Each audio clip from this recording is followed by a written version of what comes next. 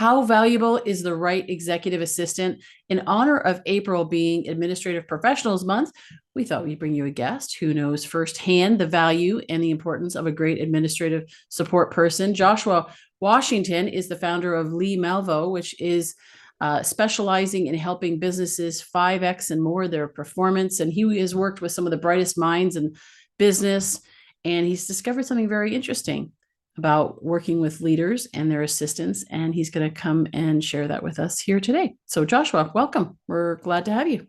Thanks, Nicole. So glad to be here with you today. It is a pleasure. And I always like doing a shout out to those that support this show. And of course, that is our listeners and our viewers. So thank you for being here.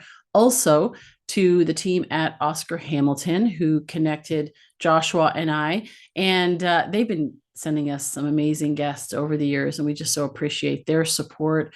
And also want to do a shout out to Crystal Parker, because when I got the recommendation, I went on LinkedIn and wanted to see who we knew, if we knew some mutual people, and Crystal's name came up, and then I reached out to her. She's been on this show, amazing guest last year, and she said, "Oh, Joshua is awesome." So she gave her endorsement 2 thumbs up for this amazing young man who is making a difference in the world. So thank you, Crystal, for that.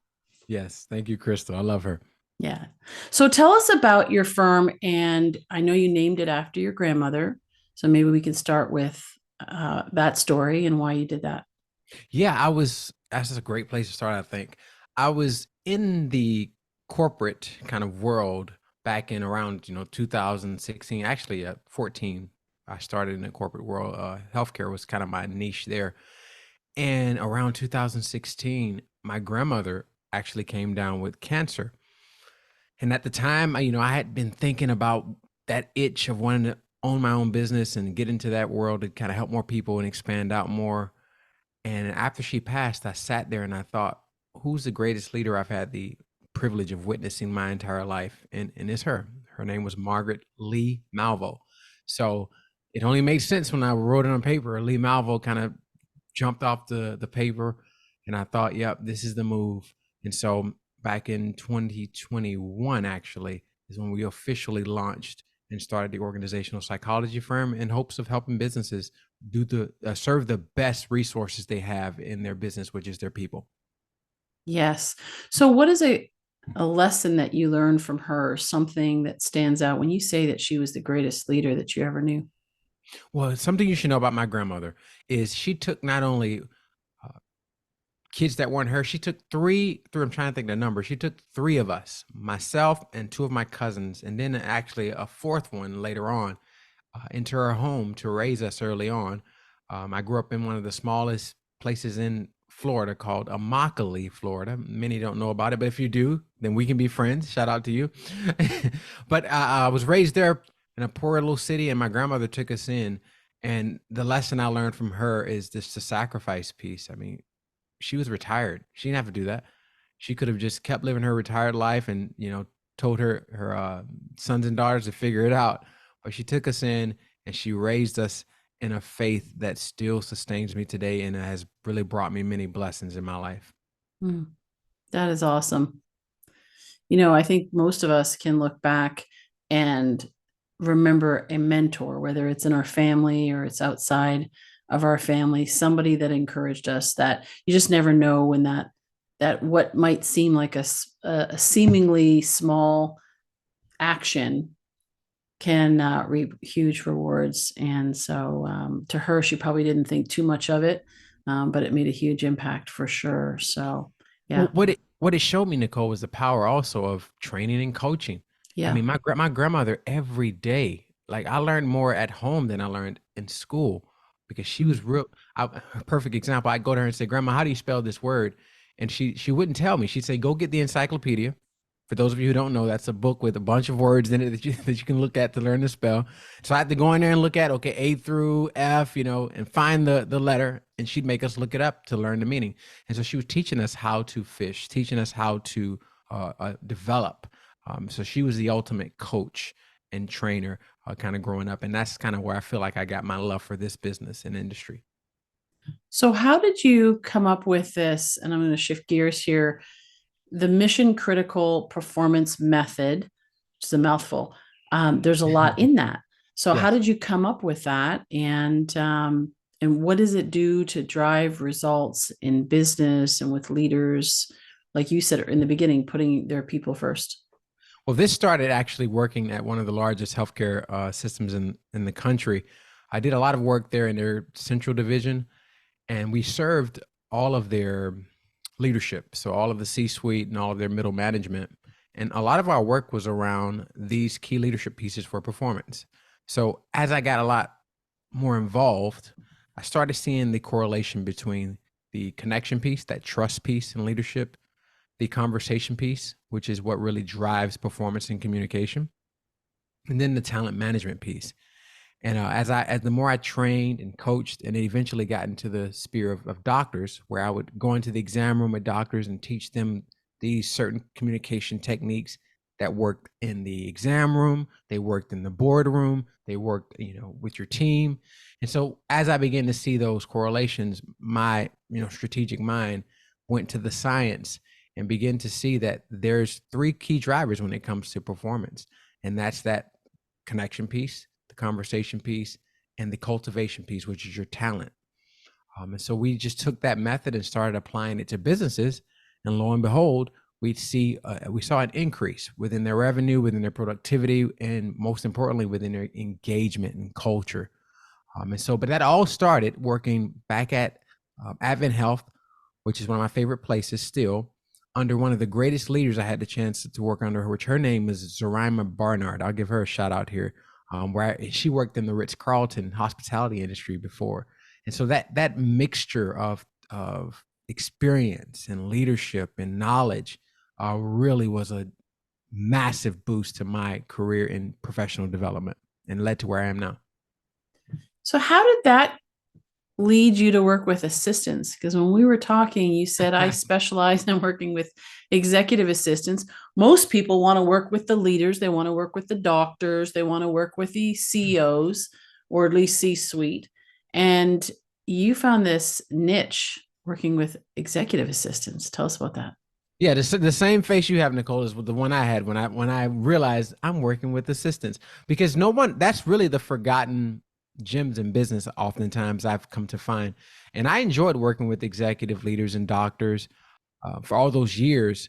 But this all started because I got invited to a conference. Now I'll give them their due. It's called the Administrative Professional Conference, APC, and they invited me out to speak to their group. So, I speaking opportunity, I thought, this will be good. This isn't my audience, but it'll be at least good to get out there, make a few dollars, come back. When I got in that room and I began to speak with them one-on-one and hear a little bit about what's going on in their worlds, I realized this group would exponentially like evolve if they had some access to the same things that I'm teaching the executives and the doctors over here. And so we tested it. Actually, that's how it started. We put out a test pilot, and we wanted to see, how would it help assistants help their business. And we just saw tremendous results when we were teaching the four commandments of a thriving assistant. Because what it does is it just helps the assistant serve the business better, which helps business grow quicker, grow faster, helps serve the executive partners better, which makes their lives easier and less weighty.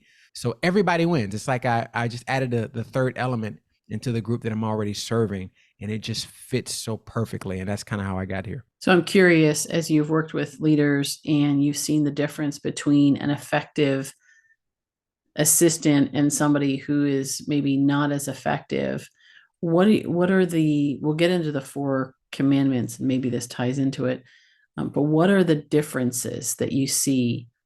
Because I know there's a lot of leaders that are listening out there, Mm-hmm. and they're thinking, oh man, I'm looking for the right person, or something's not working and I don't know what, or maybe they're overlooking their assistant and undervaluing the potential that they have, so if they can kind of see what the difference is, maybe that's something to strive towards.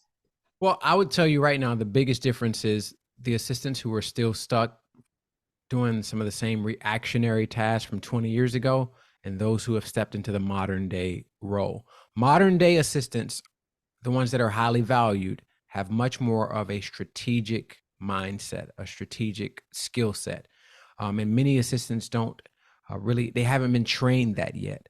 And so what I've found is once you kind of equip your assistant with, get their skill sets up to date, where I'll give you an example. One of the things we look at is like the advanced communication level, teaching them behavioral styles so that they can learn their executive's behavioral style and then adjust to that. And that way that kind of brings down and reduces the friction, because it really boils down to relationships when you're talking about an assistant and their executive.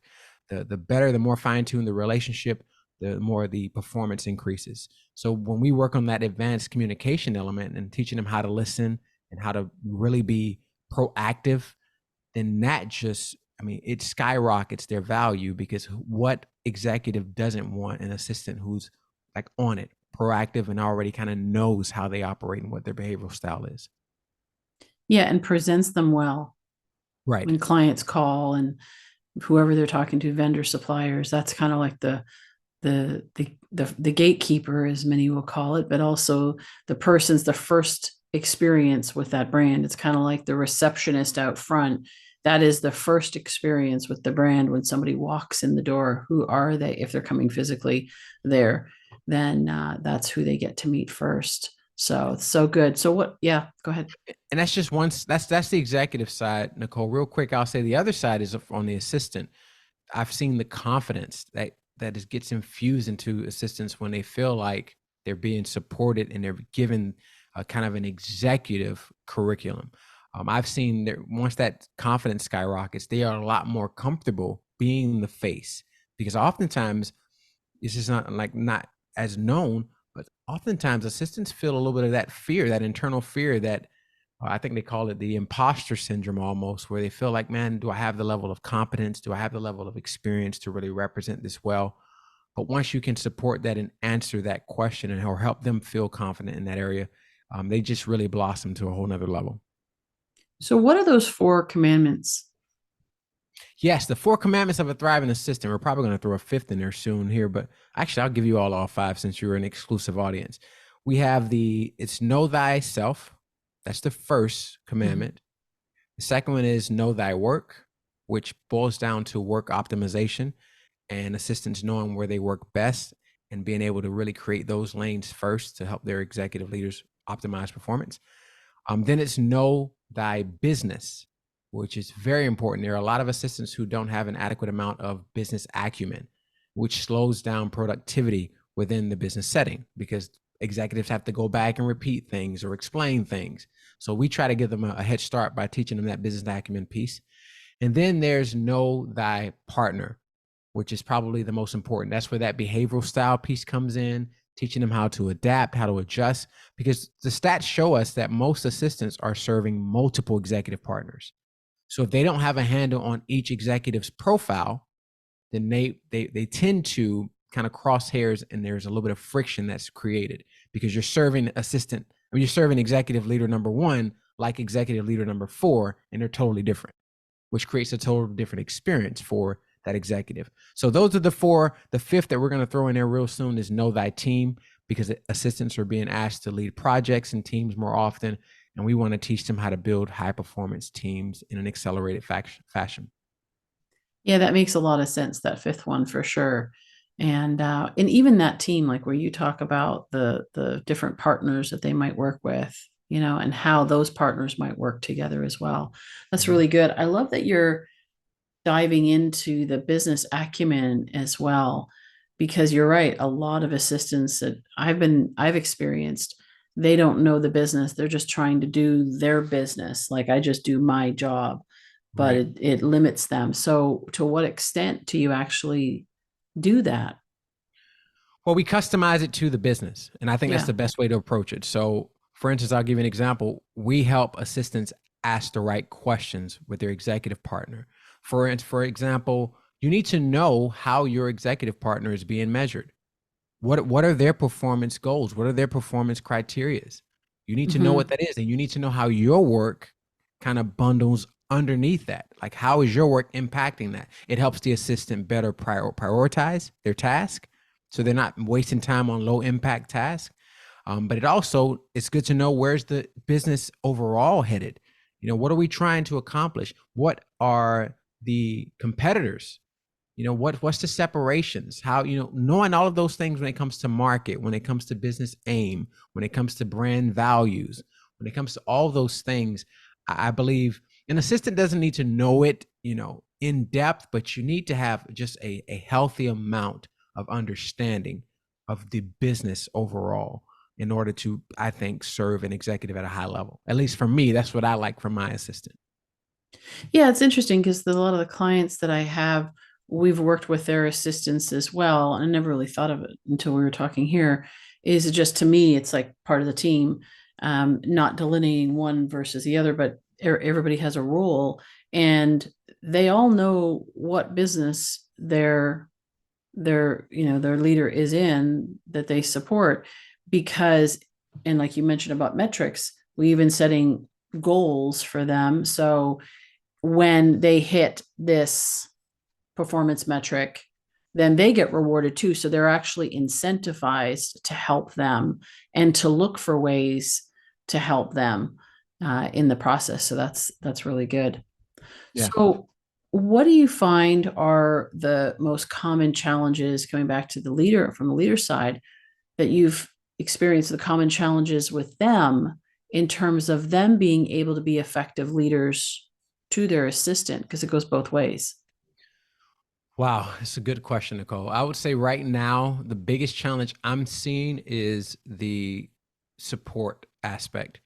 And let's be specific here. Really, it boils down to, if you want to see your assistants grow and be, help them, you have to be able to invest into your assistants. And often what I'm seeing is, you will see many executive leaders who, executive coaching for executives is like second nature, right? But when it comes to training your assistant, making sure they're getting access to the proper resources and support, support materials so that they can grow. Because the more you invest into them growing, the better they're going to be able to help you. And I like to say I'm encouraged because I'm seeing that a lot of businesses are saying, you know what, this is an investment we need to make into our, assistant to help them grow, to help the business succeed. But I'm still also seeing on the other side organizations who feel like, well, that's not really worth it. You're just an assistant. Like, do you really need that to do your job? And I think that's missing the mark on where the industry is going as overall. As AI comes into the picture more and more, you're going to need assistants who can do more than just the reactionary administrative stuff, because that stuff is going to be automated very soon. You want to pull them into more of the strategic operations so they can really help your organization thrive. Mm-hmm. And oftentimes they're the ones that actually have the pulse on what's going on Yeah. anyway, Yeah. right? So, yeah.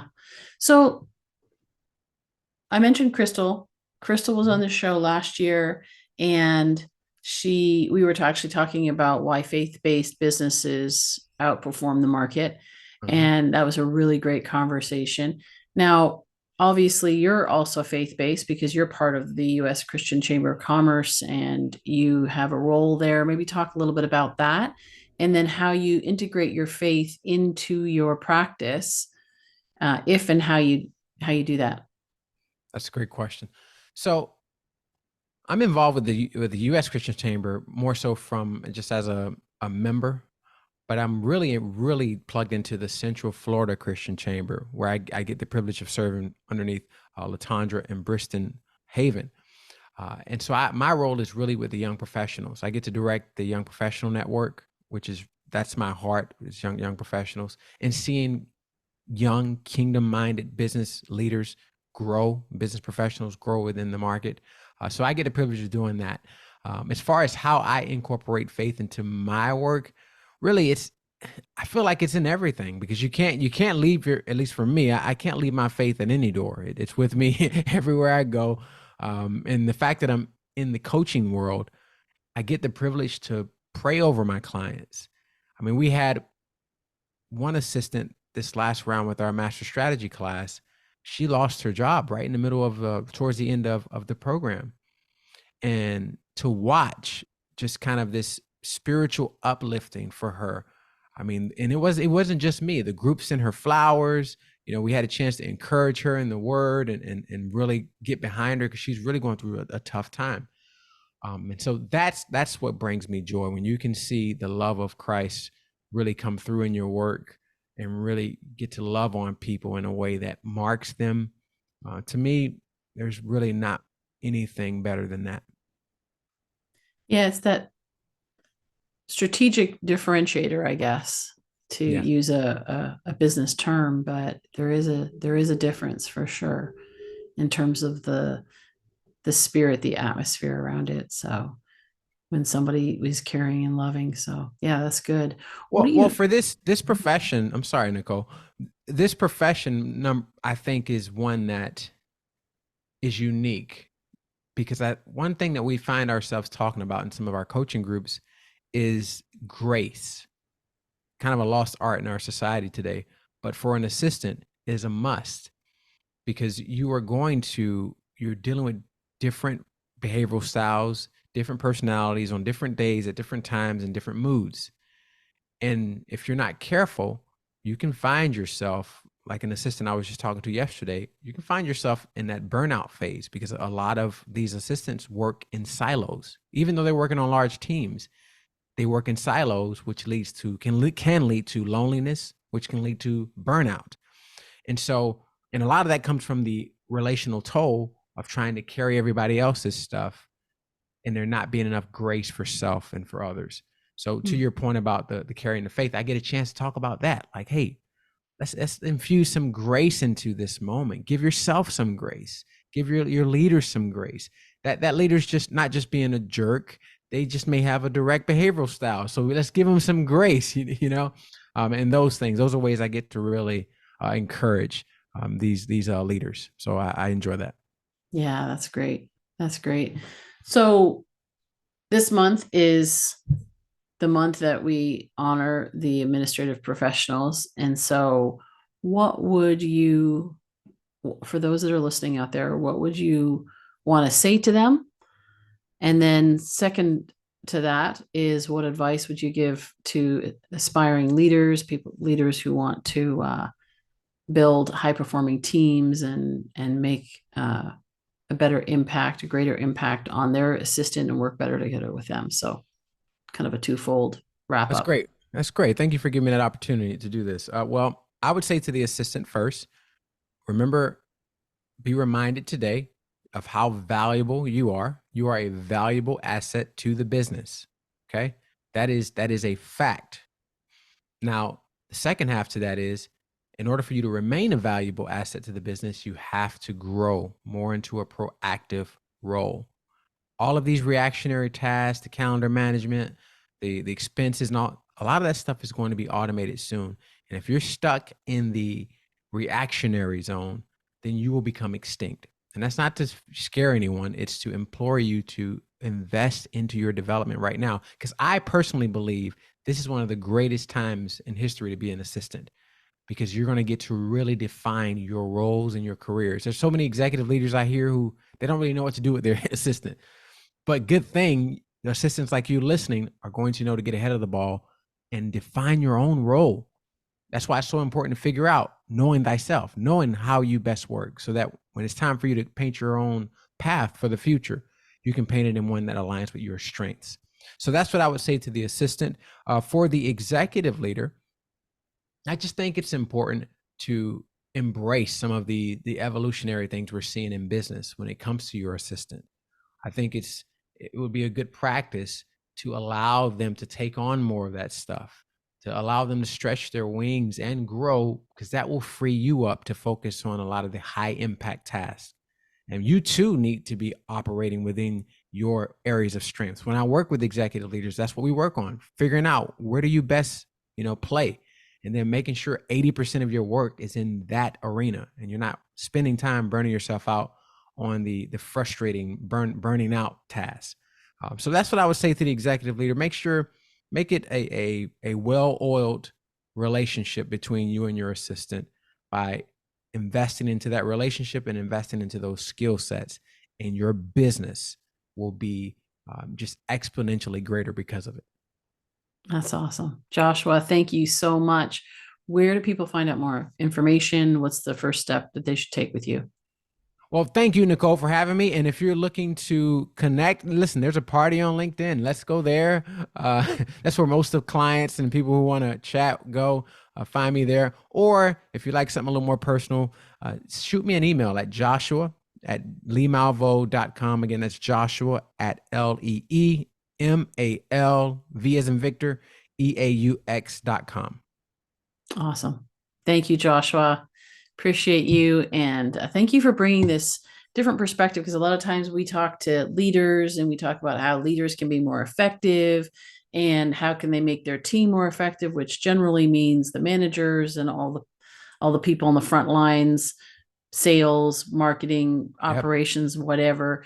And often the assistants, they're overlooked. So in that process, we're glad that we're able to highlight them here today and this month. So thank you again. And thank you for listening to all of our listeners and viewers. We appreciate you being here and hope you found this insightful. I always say that leaders of transformation take action. So take action on something that you heard today.